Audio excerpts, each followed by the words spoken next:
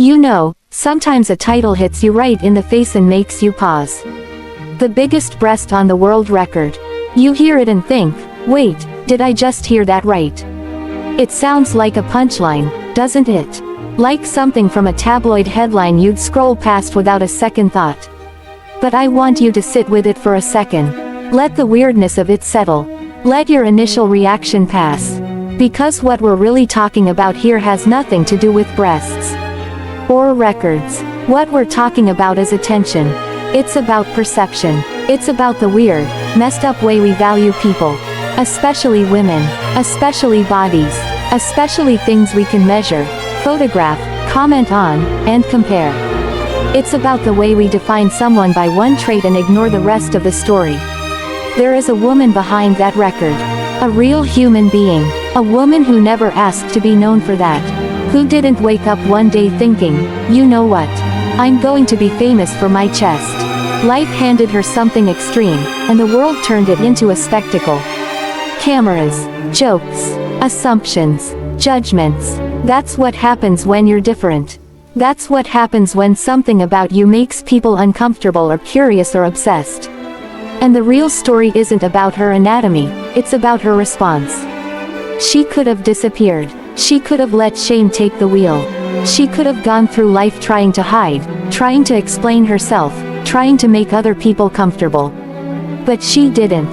She showed up. She claimed her space. She said, this is who I am. I didn't choose this, but I choose me. And I don't care who you are or what your body looks like or what your past looks like. That kind of decision is bold. That's the kind of decision we all need to make, every single day.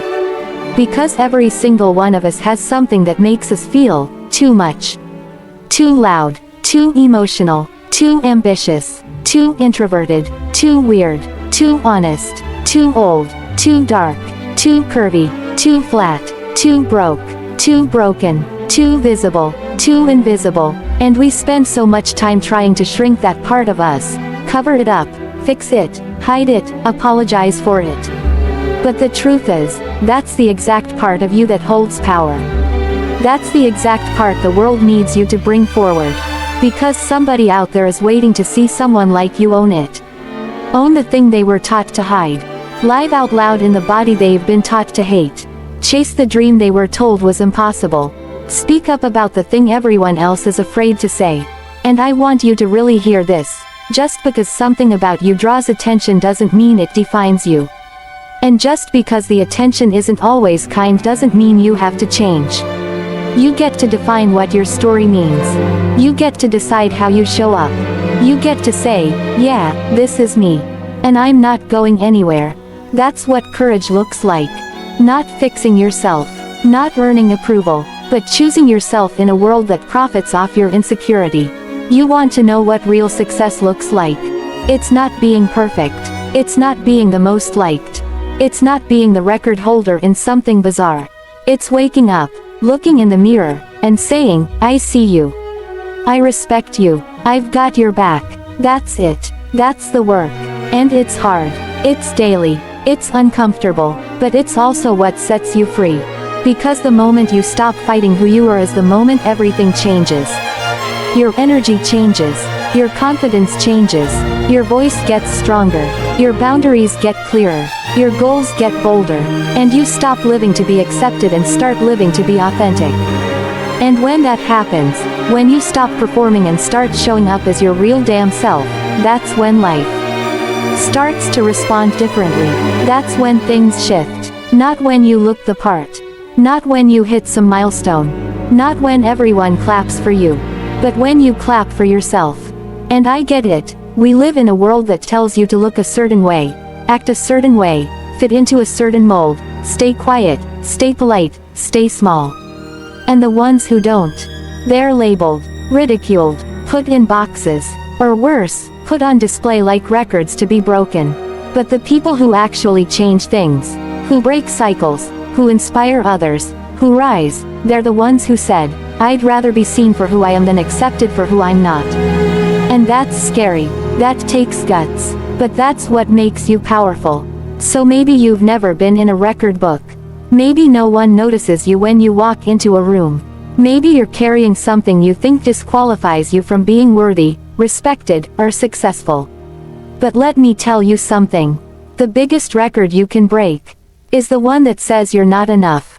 Break that, smash it, rewrite it. Every single time you choose to love what the world told you to hate, you win. Every time you stop comparing and start owning, you win. Every time you say, I'm still here, I'm still going, and I'm not changing for anyone, you win. So let the world have its headlines. Let them talk. Let them stare. You're not here to fit in. You're here to break through. Not by being perfect, not by being anyone else, but by standing in your truth, fully, unapologetically, boldly. And if the world's gonna talk anyway, give them something real to talk about. Your too much might be your greatest power. Think about that. All your life, you've probably been told that certain parts of you need to be toned down. Maybe you were too emotional, too loud, too quiet, too opinionated, too ambitious, too honest, too sensitive, too strong, too soft, too bold, too direct, too intense. Whatever it is, you were made to feel like something about you was too much for the people around you. And what happens when you hear that over and over again? You shrink. You edit yourself. You start to hide the parts that don't seem to fit. You apologize for your presence. You second-guess your instincts. And eventually, you begin to believe that your power, the very core of what makes you unique, is something you need to suppress. But the truth is, what you've been calling too much is often the exact thing that makes you powerful. It's what makes you unforgettable. The world doesn't change because of people who conform. It changes because of people who dare to be real. The people who speak up when everyone else stays silent. The people who bring energy when the room is flat. The people who take up space when they've been told to sit down. That's not a flaw. That's not a liability. That's leadership. That's vision. That's purpose in motion. You don't get there by being half of yourself. You get there by bringing all of you to the table. Look at the people who inspire you.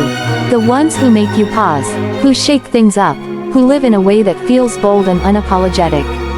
Do you think they got there by hiding what made them different?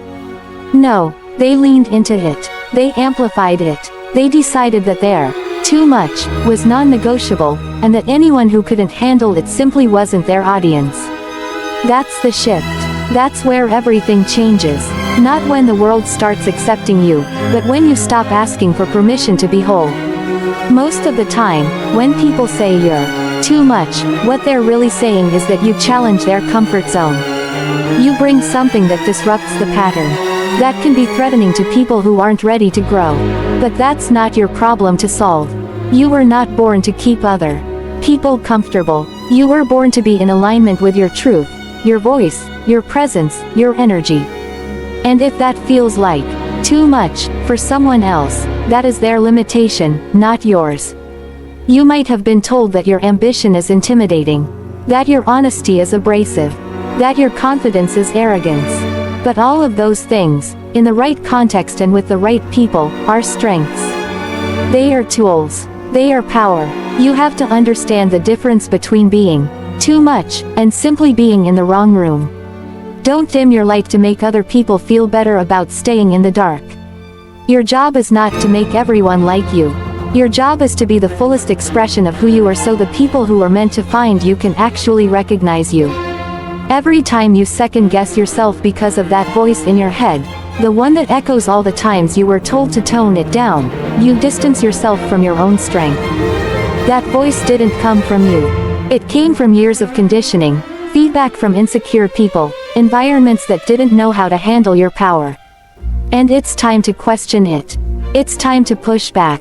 Instead of asking, am I too much? Start asking, is this space too small? Because the real issue isn't that you're too intense, too passionate, too bold, it's that you haven't been in enough spaces that are built to hold the real you. It takes courage to flip the script. To say, this thing I was taught to hide is actually my gift. But that's what growth looks like. That's what self-trust looks like. Not editing yourself to get approval, but expanding into who you've always been. There's a reason that part of you feels big. It's because it was never meant to be hidden. It's trying to lead you somewhere. Somewhere honest. Somewhere expansive. Somewhere only you can go.